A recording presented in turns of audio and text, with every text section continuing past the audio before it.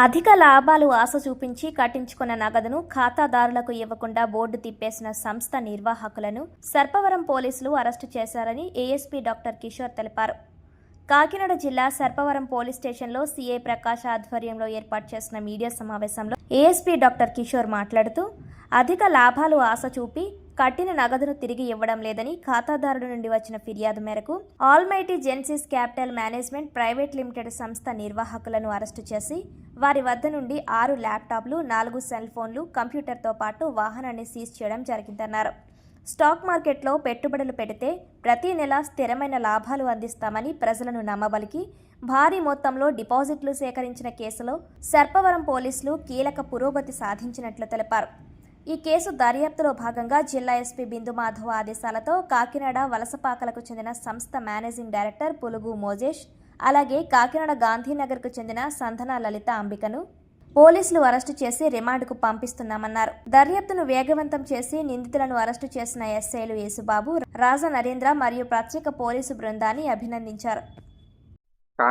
Kakinada district Sarpavaram police స్టేషన్లో almighty Genesis capital management private limited అనే ఒక కార్యాలయం నిర్వహిస్తూ స్టాక్ మార్కెట్లో పెట్టుబడులు పెట్టిస్తామని చెప్పి ప్రతి నెల లాభాలు ఫిక్స్డ్ రిటర్న్స్ ఇస్తామని చెప్పి ప్రజల్ని మోసం చేశారని చెప్పి ఒక కంప్లైంట్ లాడ్జ్ అయ్యింది.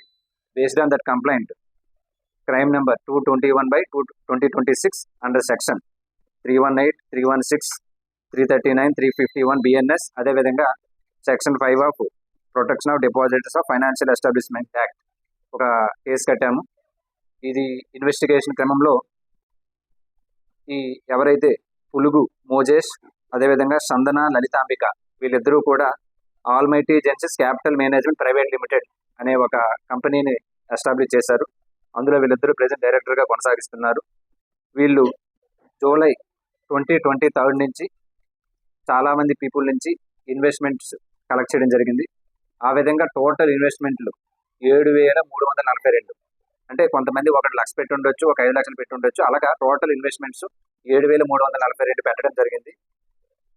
ఈ 7,342లో 30/6/2026కి 3,709 ఇన్వెస్ట్మెంట్లు క్లోజ్ చేసేసారు, వాళ్ళకి రిటర్న్ ఇచ్చేశారు.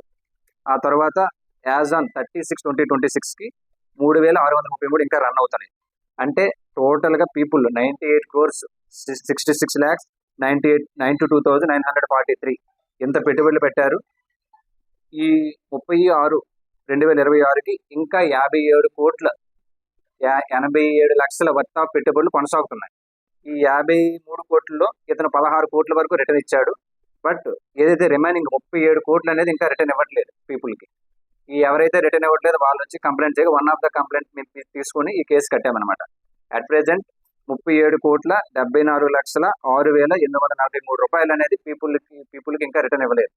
ఓకే, మీ ఎవరైతే పీపుల్ అందరికీ ఒకటే రిక్వెస్ట్ చేస్తున్నాం పోలీస్ తరఫున, ఈ ఫిక్స్డ్ రిటర్న్స్ అని చెప్పి మీరు ఎవరు మోసపోవద్దు. అదేవిధంగా ఈ కేసులో టోటల్గా మేము ఒక 6 ల్యాప్టాప్స్, 4 సెల్ ఫోన్లు, ఒక కారు, కొన్ని డాక్యుమెంట్స్ కూడా సీజ్ చేశాము.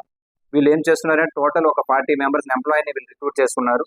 ప్రతి ఎంప్లాయీకి అరౌండ్ 20,000 per month పే చేస్తున్నారు. ఈ ఎంప్లాయీస్ ఎవరైనా సరే ఈ కంపెనీలో ఇన్వెస్ట్మెంట్ చేయడానికి వస్తే వీరు వాళ్ళని కన్విన్స్ చేస్తున్నారు. ఇనీషియల్గా ఎవరైతే ఇన్వెస్ట్మెంట్ చేశారో వాళ్ళందరికీ కూడా మంచి రిటర్న్స్ ఇచ్చారు. వాళ్ళు రిటర్న్స్ వస్తాయని చెప్పి వాళ్ళు ఒక 10 మందికి చెప్పారు. వాళ్ళ మాటలు విని మిగతా పీపుల్ అందరూ కూడా జాయిన్ అయ్యారు. బట్ ఫైనల్గా ఏంటంటే ఎవరైతే లేట్గా జాయిన్ అయ్యారో వాళ్ళ యొక్క అన్ని ఇన్వెస్ట్మెంట్స్ అన్నీ కూడా వాళ్ళకి రిటర్న్ అవ్వడం జరగలేదు. దానివల్ల వాళ్ళందరికీ కూడా లాస్ అయ్యింది.